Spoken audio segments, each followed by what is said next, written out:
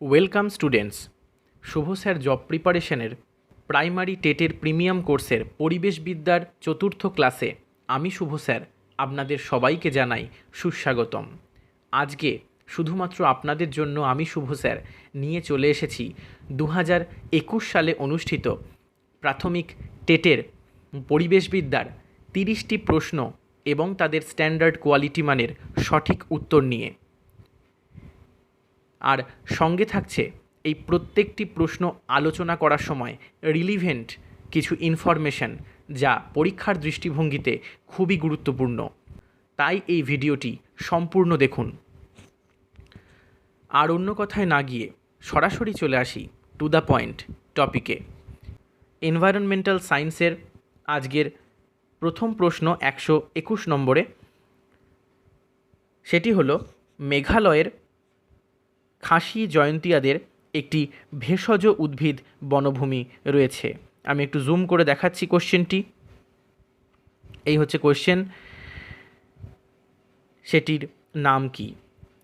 এখানে আমি এই প্রসঙ্গে বলে রাখি, উত্তর পূর্ব পার্বত্য অঞ্চলে মেঘালয় রাজ্যের একটি গ্রাম আছে, গ্রামটির নাম হচ্ছে মফলং। এই মফলং শব্দটির অর্থ হলো শ্যাওলায় আচ্ছাদিত বা শ্যাওলাতে ঢাকা পাথর। এই মফলংয়ে একটি ভেষজ উদ্ভিদ বনভূমি রয়েছে।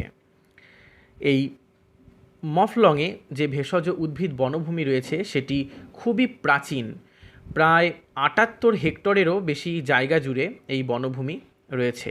এই বনভূমিতে কিছু ঔষধি গাছ, অর্থাৎ বিভিন্ন ধরনের ঔষধি গাছ এখানে চাষ করা হয়।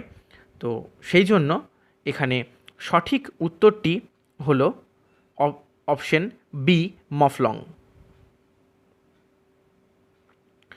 এখন আমরা চলে আসছি 122 নম্বর প্রশ্নে। খাওয়ার সময় কথা বললে কখনো কখনো খাবার টুকরো শ্বাসনালীতে ঢুকে পড়ে। একটি ঢাকনির মতো অংশ আছে যা খাদ্যকণাকে শ্বাসনালী ও ফুসফুসের ভেতর ঢুকতে বাধা প্রদান করে। সেই ঢাকনির মতো অংশটি হলো। এখানে সঠিক উত্তরটি আমি দেখিয়ে দিচ্ছি, অপশন বি, এপিগ্লটিস। এখন আমরা চলে আসি আজকের 123 নম্বর প্রশ্ন। এসআই পদ্ধতিতে মোট একক হলো। এখানে সঠিক উত্তরটি আমি চিহ্নিত করে দিচ্ছি, সেটি হলো 7টি মূল একক এবং 7টি সহায়ক একক, অর্থাৎ অপশন ডি। এখন চলে আসা যাক 124 নম্বর প্রশ্নে। শ্রেয়া খেয়াল করলো যে তার মায়ের নখগুলি চামচ আকৃতির হয়ে গেছে। সে ভীষণ চিন্তিত। এই অবস্থা কি থেকে হতে পারে? এখানে সঠিক উত্তরটি হলো এই অবস্থা হতে পারে অ্যানিমিয়া থেকে, অর্থাৎ অপশন বি। এখন 125 নম্বর প্রশ্ন। স্প্রিং তুলার সাহায্যে কোথায় 1 কিগ্রা তুলো বেশি পাওয়া যাবে? এই প্রসঙ্গে কিছু ইনফরমেশন আপনাদের সঙ্গে শেয়ার করি।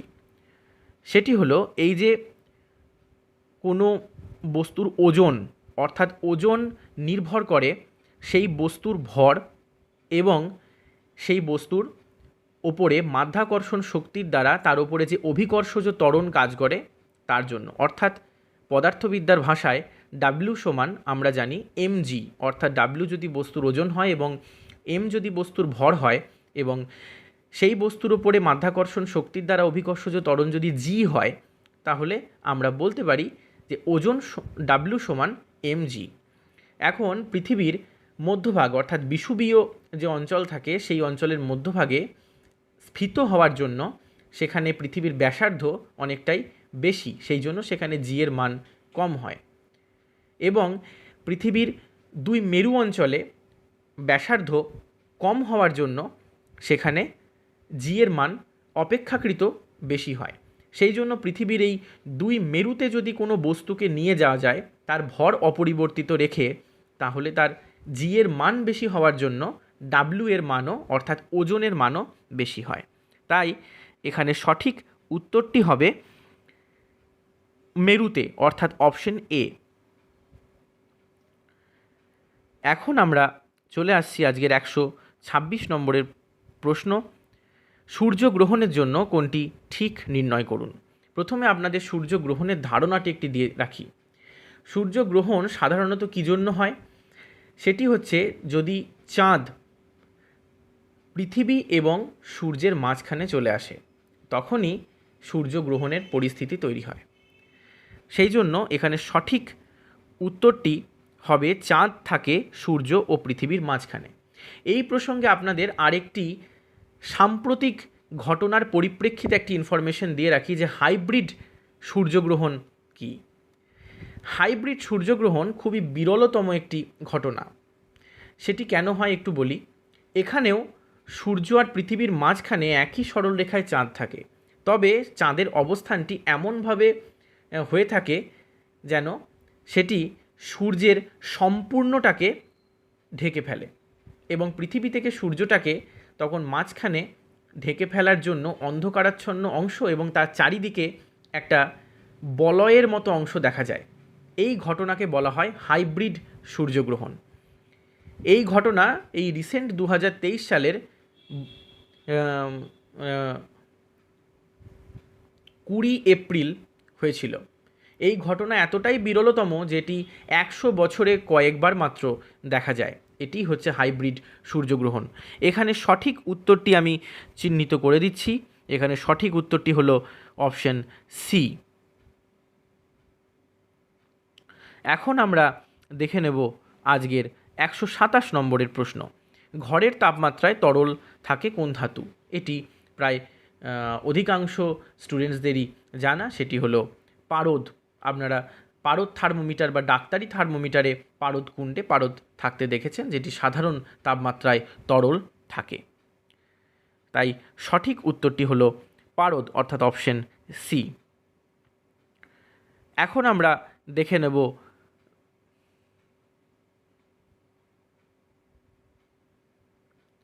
নিম্নলিখিত কোন রোগটি মাটিতে উপস্থিত পারদের বিষক্রিয়া থেকে হয়? এটির সঠিক উত্তরটি আমি চিহ্নিত করে দিচ্ছি, সেটি হলো মিনামাটা রোগ। প্রসঙ্গত মিনামাটা রোগ এর জন্য মিনামাটা বিপর্যয় এক সময় ঘটেছিল,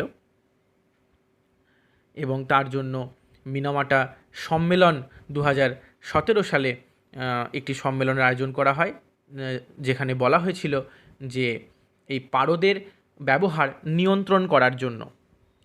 আচ্ছা, এখন আমরা চলে আসি আজকের 129 নম্বর প্রশ্নে। সেটা হচ্ছে পৃথিবী থেকে চাঁদের দূরত্ব প্রায়। এখানে পৃথিবী থেকে চাঁদের যদি সঠিক কাছাকাছি দূরত্ব আমরা বলি, তাহলে সেটি হচ্ছে প্রায় 3,89,000 বা 3,84,000ও বলা যায়, 3,84,399 কিলোমিটার। এখন এটাকে আমরা সংক্ষেপে বলতে পারি প্রায় 4 লক্ষ কিলোমিটার। এখন আমরা চলে আসি আজকের 130 নম্বর প্রশ্নে। খাদ্য পরিপাক করার জন্য পৌষ্টিকতন্ত্রের বিভিন্ন গ্রন্থি থেকে উৎসেচক ক্ষরিত হয়। নিম্নলিখিত কোন উৎসেচকটি আন্ত্রিক গ্রন্থি দ্বারা ক্ষরিত হয়? এখানে সঠিক উত্তরটি হলো ইরিপসিন। এখানে সঠিক উত্তরটি হলো ইরিপসিন, অর্থাৎ এটি সাধারণত ক্ষরিত হয় ইলিয়াম এবং অগ্নাশয়ের আন্ত্রিক গ্রন্থি থেকে। এখন আমরা দেখে নেব আজকের 131 নম্বর প্রশ্ন। পরিবেশবিদ্যার শিক্ষক শিক্ষিকা হিসাবে আপনি নিম্নলিখিত কোনটি এক্স সিটু সংরক্ষণের উদাহরণ হিসাবে দেবেন?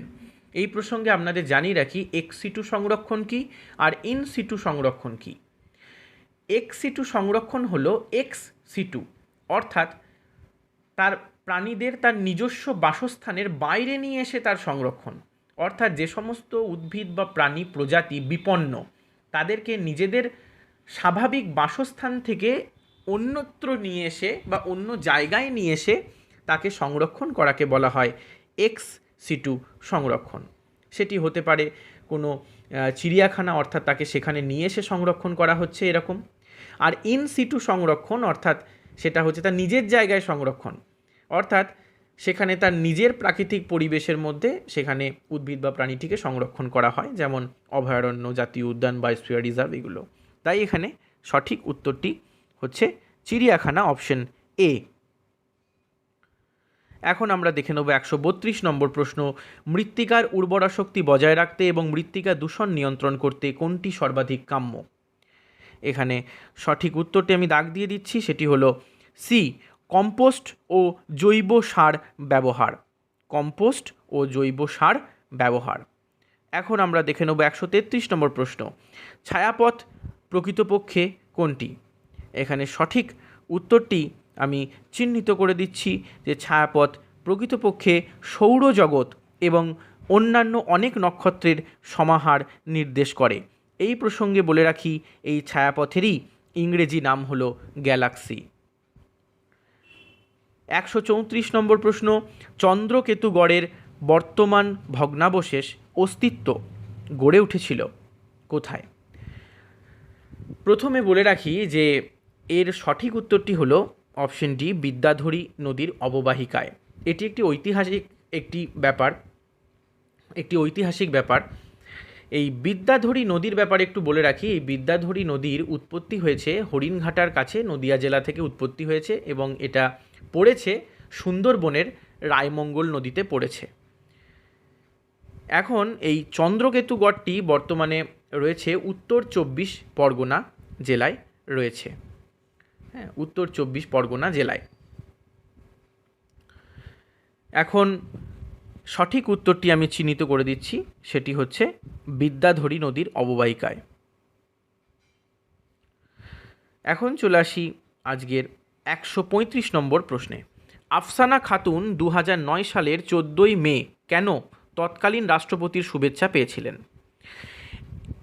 এই আফসানা খাতুন হলেন 16 বছর বয়সী একজন বালিকা, পশ্চিমবঙ্গের পুরুলিয়া জেলার। এই মেয়েটি 2009 সালের 14ই মে রাষ্ট্রপতির কাছ থেকে শুভেচ্ছা সম্বর্ধনা পেয়েছিল।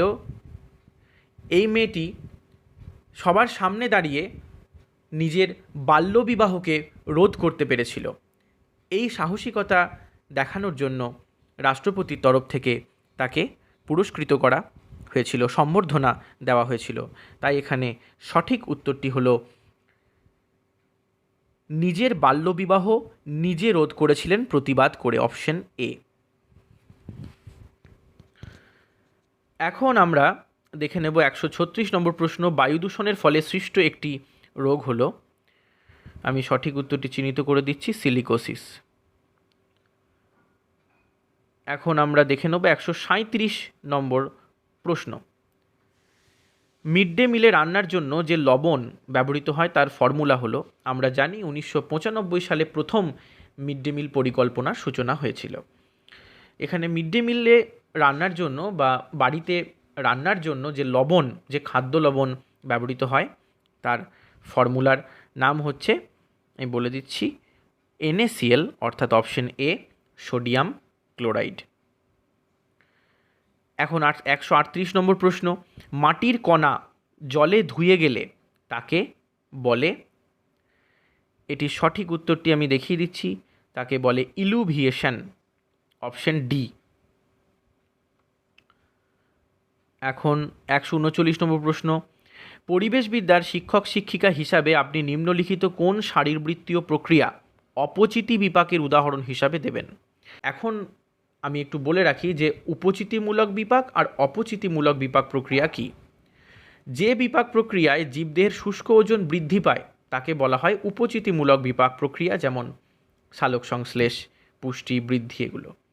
আর যে বিপাক প্রক্রিয়ায় জীবদেহের শুষ্ক ওজন হ্রাস পায় তাকে বলা হয় অপচিতিমূলক বিপাক, যেমন শ্বসন এইগুলো।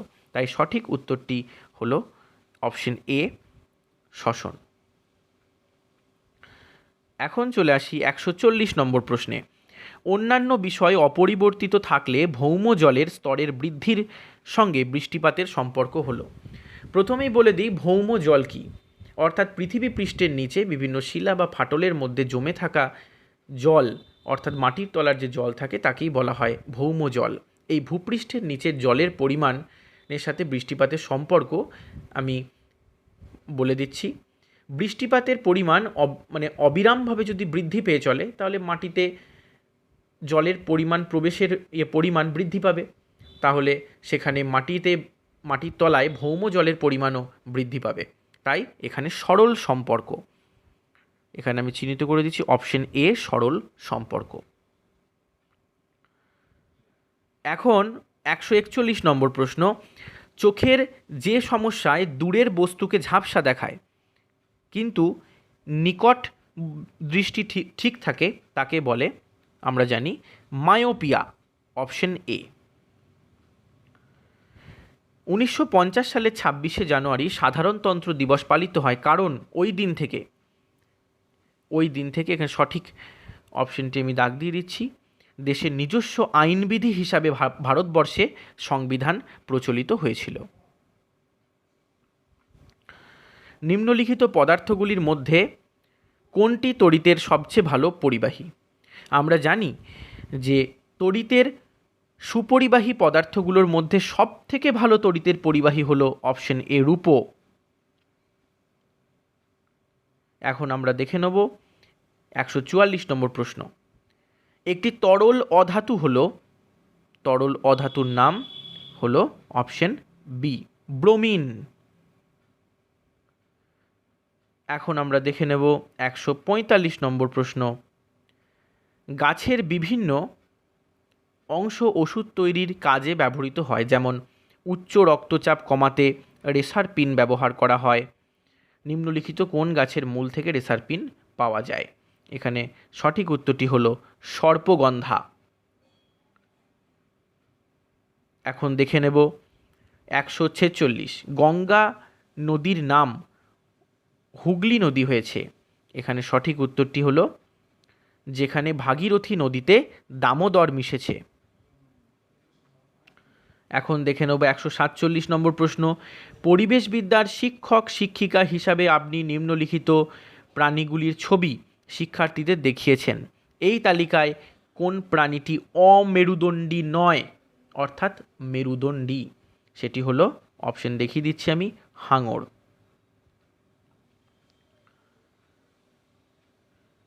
রীতা তার ছাত্রদের যক্ষ্মা সম্বন্ধে পড়ালেন।